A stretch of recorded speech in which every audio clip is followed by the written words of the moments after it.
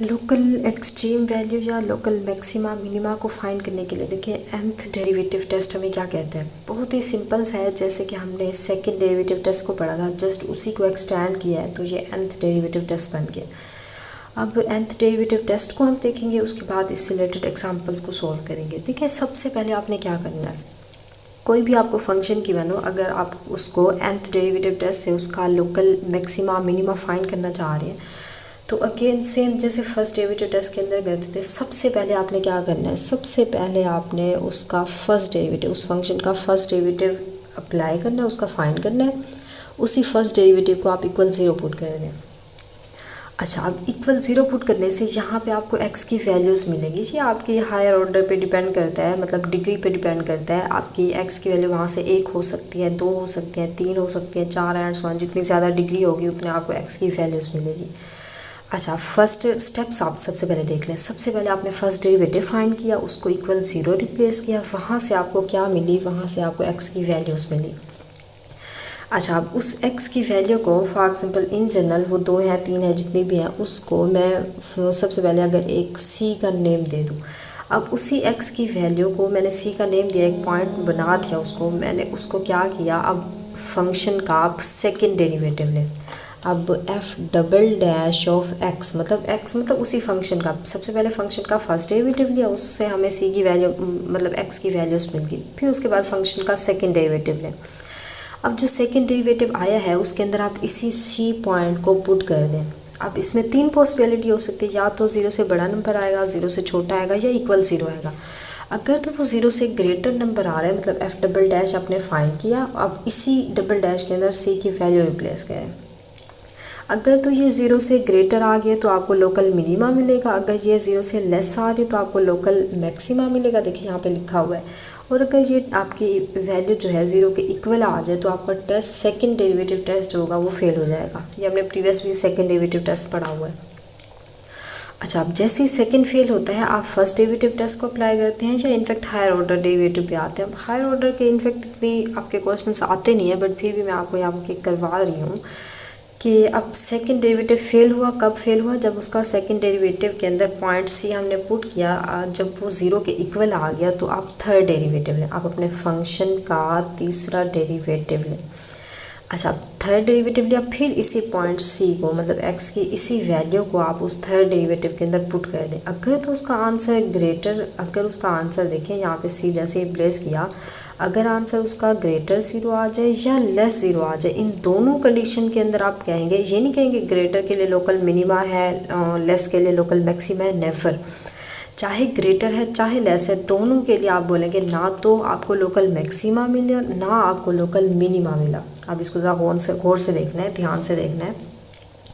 और again third derivative अगर equal 0 आ गया फिर आपका टेस्ट फेल हो गया। फिर आप फोर्थ डेरिवेटिव टेस्ट पे आएंगे। फोर्थ डेरिवेटिव के अंदर अगेन फोर्थ डेरिवेटिव लें, फंक्शन का आप फोर्थ डेरिवेटिव लें x, फिर आप इसी के अंदर पॉइंट c रिप्लेस कर दें। अब अगर इसकी वैल्यू अगेन फर्स्ट जैसे आपने सेकेंड में किया था तो ग्रेटर 0 आ रहा है तो लोकल मिनिमा मिलेगा, लेस आ रहा है तो लोकल मैक्सिमा, और अगर इक्वल 0 आ गया टेस्ट फेल हो जाएगा, एंड सो ऑन। अब ज़रा इसकी लॉजिक देखें कि जैसे ही आपके पास इवन डेरिवेटिव आता है, जैसे आपका देखें सेकंड डेरिवेटिव आता है, जैसे आपका फोर्थ डेरिवेटिव आया है, जैसे आपका इनफैक्ट 6 डेरिवेटिव आएगा, 8 डेरिवेटिव आएगा, उसके बाद 10 आएगा, जैसे ही आप इवन्थ डेरिवेटिव ले रहे हैं तब आपका क्या है, तब आपका केस ये है कि ग्रेटर 1 के लिए आपकी जो है वैल्यू अगर ग्रेटर आ जाए, 0 से ग्रेटर आ जाए, लोकल मिनिमा मिलता है, लेस के लिए लोकल मैक्सिमा मिलता है, इक्वल 0 पे टेस्ट फेल हो जाता है। और जैसे ही ओड डेरिवेटिव्स आ जाए, जैसे आपके पास 1 के लिए तो वो फर्स्ट डेरिवेटिव टेस्ट होता है, उसकी तो अलग बात है। जैसे आपके पास 3 आ जाते हैं, मतलब जैसे आप थर्ड डेरिवेटिव टेस्ट के लिए गए रहे हैं, थर्ड के बाद 4 को छोड़ के फिफ्थ डेरिवेटिव टेस्ट भी सेम यही होगा, और उसके बाद सेवन्थ डेरिवेटिव पे आ जाए, नाइन्थ डेरिवेटिव, जैसे ही ओड नंबर डेरिवेटिव आप लेंगे तब आपके पास कंडीशन ये होगी कि ग्रेटर 0 अगर उस डेरिवेटिव का आंसर उस पॉइंट पे ग्रेटर 0 आ जाए या लेस 0 आ जाए, दोनों पे आप बोलेंगे नाइदर मैक्सिमा नॉर मिनिमा, ना तो आपको मैक्सिमा मिला ना आपको मिनिमा मिला।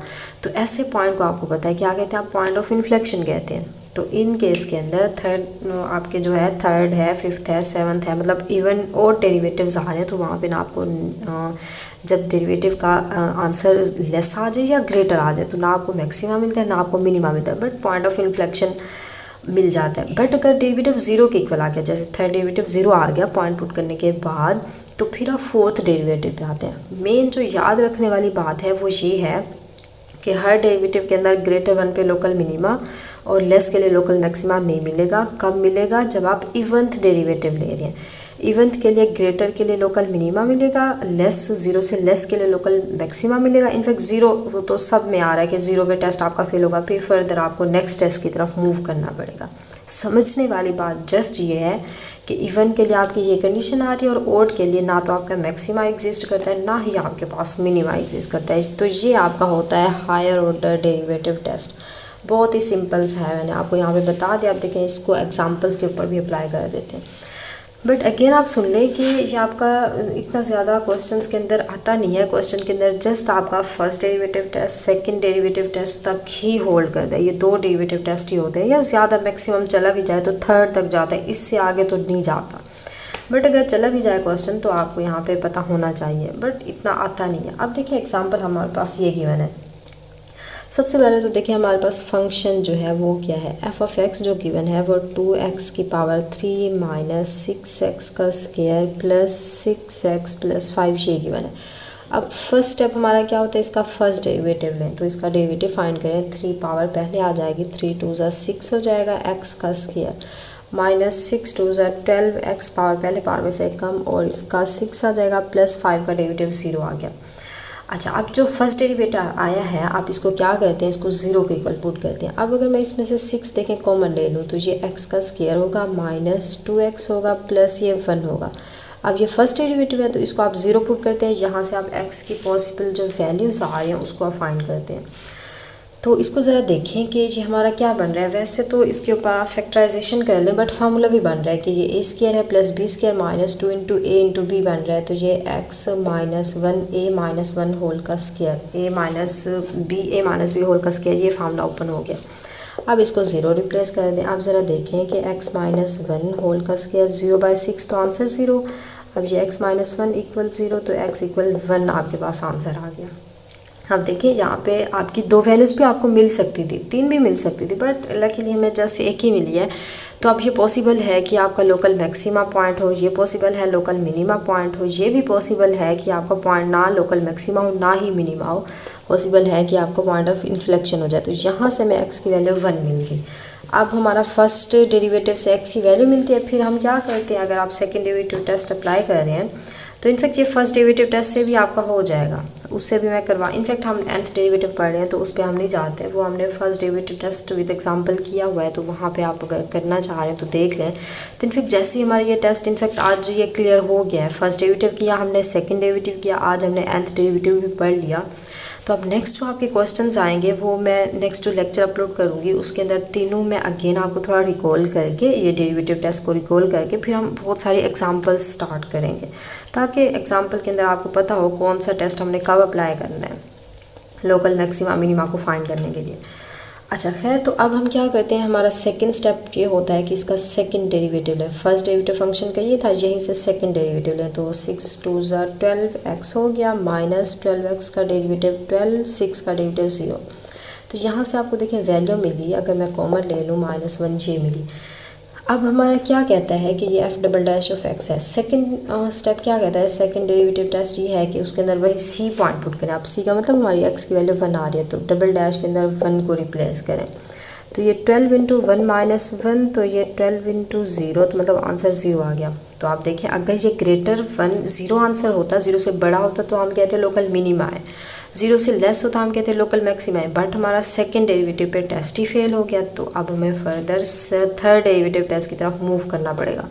यहाँ से हमारा क्या हुआ, टेस्ट फेल हो गया। अब आप क्या करें, इसी फंक्शन का जहाँ से आपने सेकंड डेरिवेटिव लिया था इसी का आप क्या करें, यहाँ पे थर्ड डेरिवेटिव टेस्ट अप्लाई करें, मतलब पहले इसका थर्ड डेरिवेटिव ले लें। तो 12x का डेरिवेटिव आपके पास 12 आएगा, माइनस 12 का डेरिवेटिव जो है वो 0 कांस्टेंट नंबर है, तो मतलब इसका आंसर 12 आ गया। थर्ड डेरिवेटिव का आंसर जो है वो 12 आ गया।